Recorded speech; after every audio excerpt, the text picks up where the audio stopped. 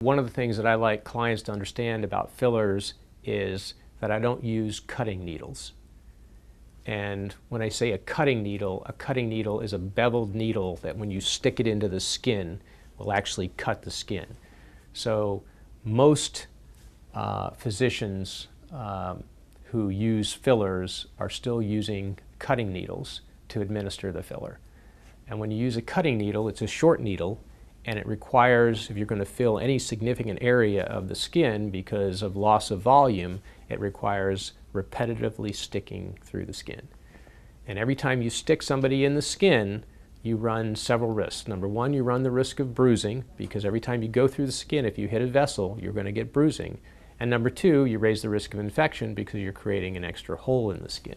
So one of the reasons that I don't use cutting needles, I use what's actually called a microcatheter.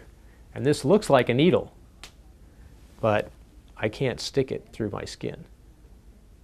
It actually is a very fine catheter that's very long that I can make one small hole in the skin and thread the microcatheter in to do a complete fill with just a single needle stick.